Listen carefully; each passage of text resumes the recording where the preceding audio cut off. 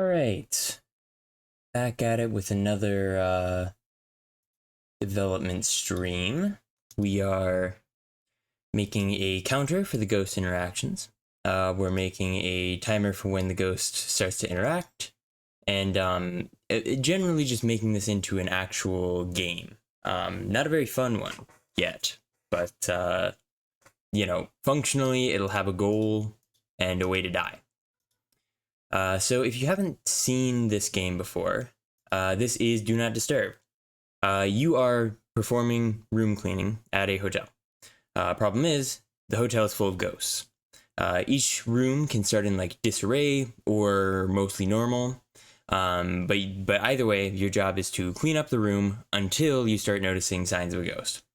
For example, like the TV turns on by itself, a light turns on, a picture falls off the walls, an object gets tossed. If you start noticing too many of those signs, then you need to leave the room because the ghost doesn't want you there, and then come back later. That's the gist of the game, is that you're going to different rooms, cleaning until you see the ghost or see signs of the ghost, and then heading out and going to a different room, rinse and repeat. If you don't notice the signs that the ghost is there, then bad news for you, you're probably going to die. So, first up for the day, we want to make a counter for ghost interactions. So we have our mess maker here. Cat, can you not do this? I've got one cat that is lying in the corner, refusing to move out, and another that wants to bully. That's pretty much their dynamic. All right. So let me move my script over here. So messmaker is what will get the player, get the ghost to start like moving things around, messing things up. Thus messmaker. So I was in the middle of making this ghost behavior. It's a scriptable object, so that I can have different types of ghosts. So ones that like attack sooner, attack like have certain interactions that they prefer, are less likely to interact but can interact more frequently, that kind of thing. But we're just gonna keep with base ghost behavior for now. And messmaker is going to want a private ghost behavior, and let's call it ghost behavior.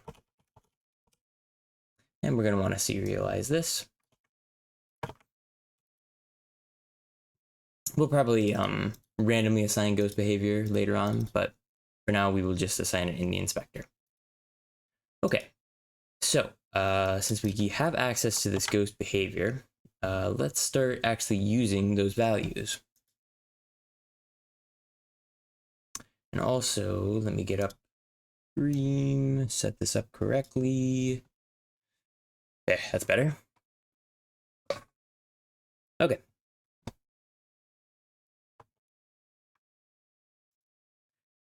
So for get interact time, I think this is what we were using earlier. Or was it? Yeah, mess time. You can make mess. Yeah, where are you called? Oh, I see. So previously I had it so that like at the start, we would have begin make mess called, and then it would run a coroutine. It would wait a certain amount of time, and then once the coroutine's done, it calls it again. So that it's like an infinite loop. But we are going to want a little bit of a different system this time.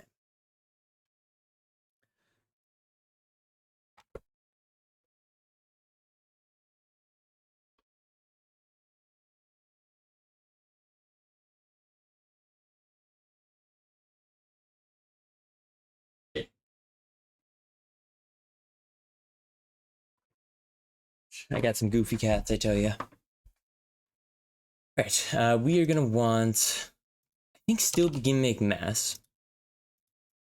But we want this to be ghost behavior dot. Oh, we might need to make these public. Yeah, we have all of them as private right now.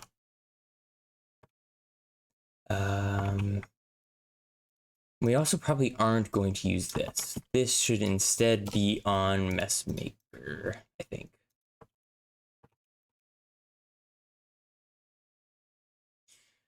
Oh, and since the last time I streamed, I brought over some code from one of my other projects.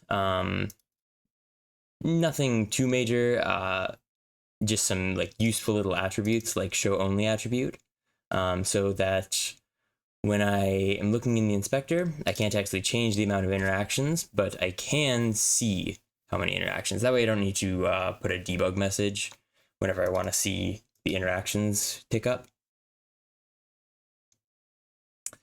So ghost behavior, let's be public. Yeah, I'm just gonna make all of these public.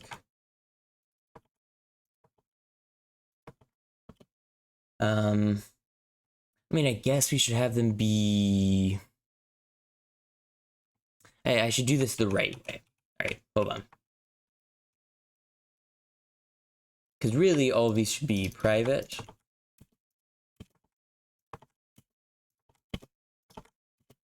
And then we have, oops, not double private. And then we'll add an underscore before them. This is just kind of how I personally do my variable naming, is that if it's going to have a like a getter and setter, then I'll put an underscore. So like this one will be public int attack threshold. Also, I think it's just threshold. Yeah. And then get attack threshold. So yeah, that's how I like to do it. Is I'll have like the underscore and then lowercase for the private variable, and then for their getter, I do capitalized and no underscore. But obviously, entirely up to preference. Pretty arbitrary.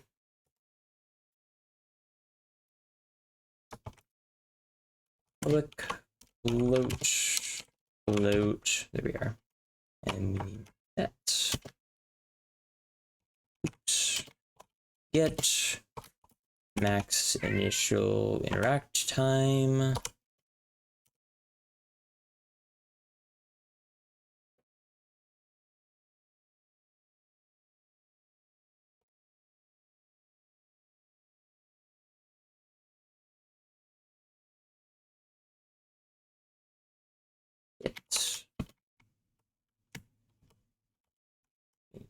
Yes, that's correct. Okay. Max interact time. Oh, I see. I should also put a comment on this because it's not entirely clear. So this is supposed to be, and actually, do I even set this? Hold on. Major times to wait between. Oh, I see. Max amount of time taken between interactions. There we are.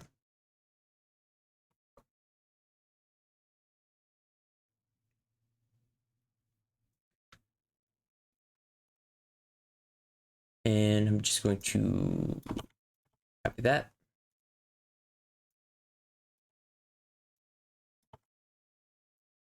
So very similar to max initial interact time, but I want this to be potentially much longer. There will also be a more sophisticated way to determine this, because this is essentially the time before the room gets haunted. And that is obviously going to be pretty important for like balancing purposes, to make sure that it doesn't feel too easy or too hard. But I just have one value for this. Oh, I guess I do have initial interact time range, so at least there's a little bit of a time range, but still, I'll make it more fleshed out later.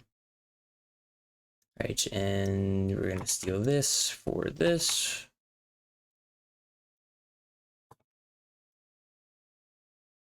Pretty similar situation. And this needs to be like that. Just this one now. There we go. Public value slider. Tract chance. And value slider is another thing that I brought in from another project. It's just a like a 0 to 1 slider, essentially. Nothing too fancy. Okay, so now we should be able to grab. And also we want this. Ghost behavior, get interact time, and ghost behavior dot max initial interact time and ghost behavior dot initial time range. Yep. All right, and this I believe brings back a float. Yep. So float beginning interact. Well, I should say initial interact time. Keep with the naming scheme. And then begin mess, initial interact time. Oh, I see. We just get rid of this? No. Okay. We want Unity engine, I believe. Yeah. All right, so we have begin make mess.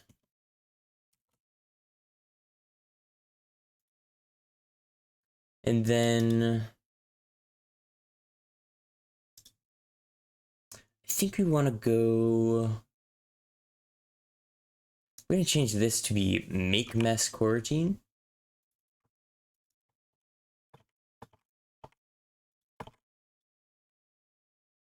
And then we're going to go private, i.e. numerator, make mess, I guess make standard mess. Sure.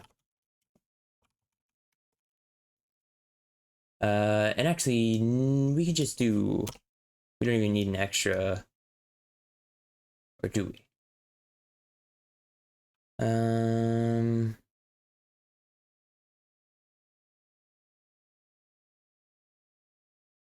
No, we do want these to be two separate ones. Because now we want this to call a make mess.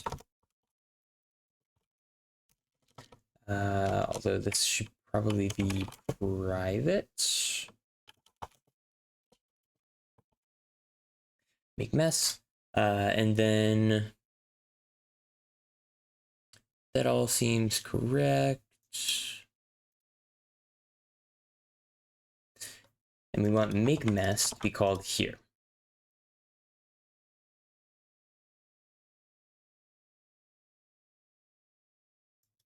No. All right, the final answer. We just need one, because and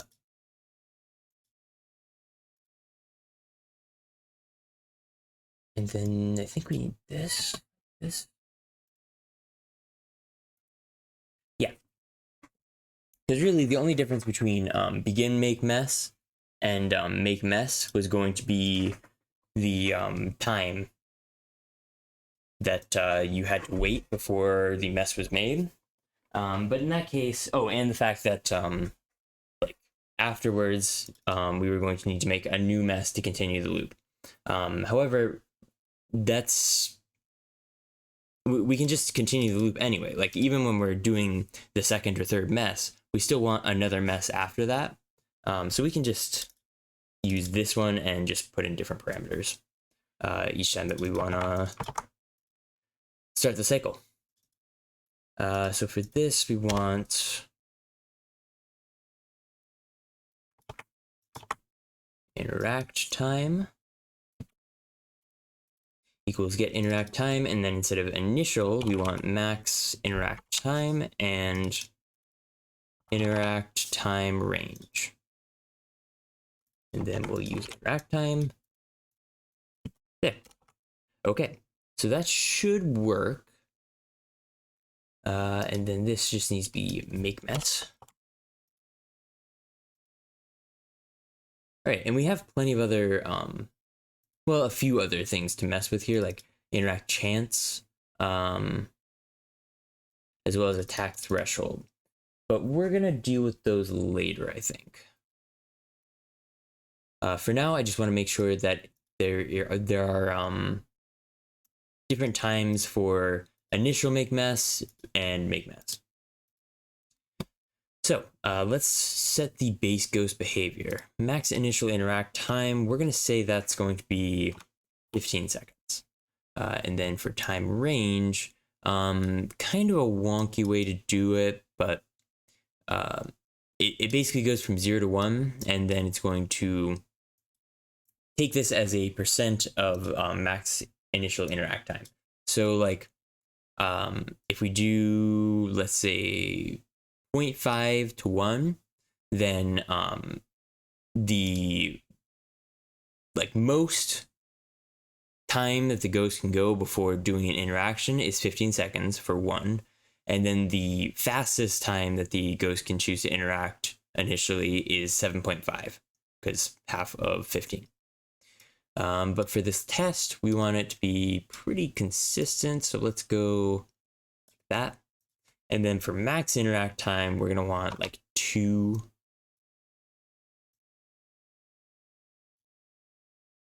And then interact chance, we'll just say 0.75. It's not even being used right now. So, okay, let's see if our ghost is doing things correctly. And also, I guess I should go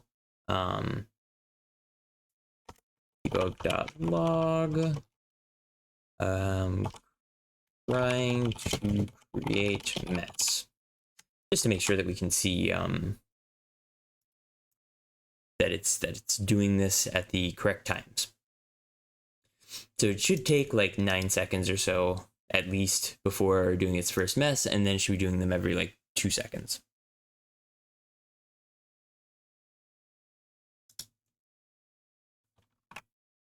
And let's clear this out.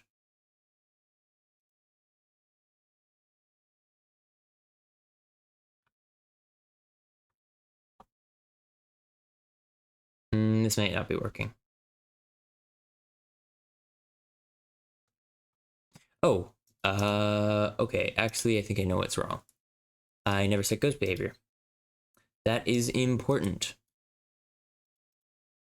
Also, it creates messes right at the start. I believe that's in Mess Manager. Yes. So I think we want to get rid of this.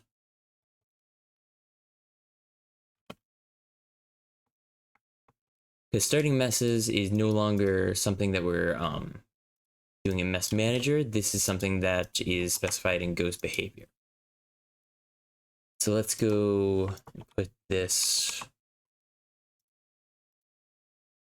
I guess we can go make mess, and then we can have float mess time, and then int mess amount equals, and we'll say 1 because that's normally what we're going to want for it. But for this, we're going to want, for this first one, we're going to want ghost behavior. Actually, no. I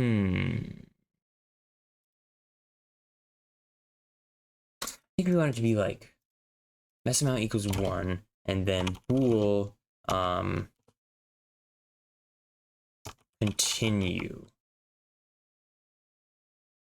continue making mess. Sure.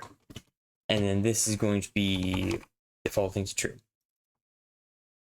Then we're going to want to pass these through to the Aaaenumerator as well, the coroutine.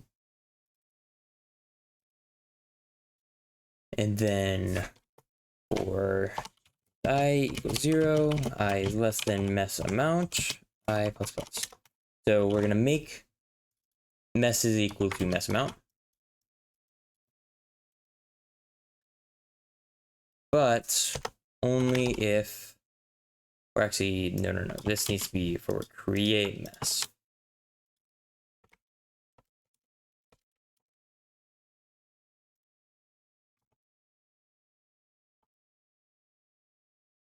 And then for this, we only wanted to call make mess if continue making mess is true. That way, when we start, we can go.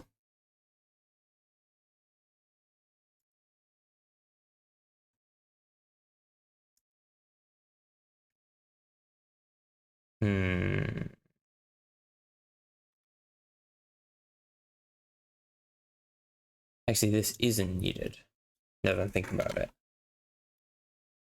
Because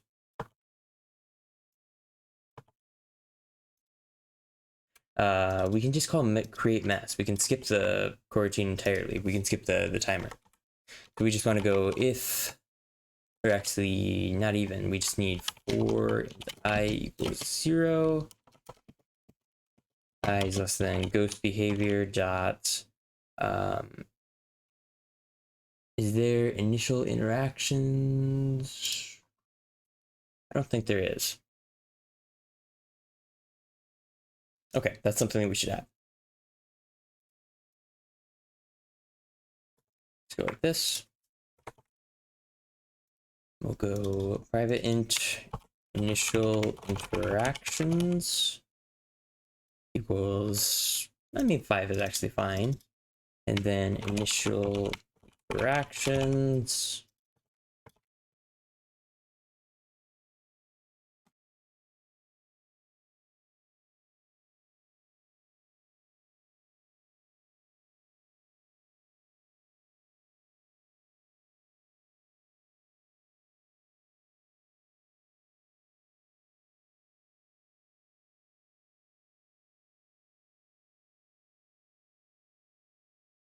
actually, I'm gonna have to cut this stream short. I just got some news.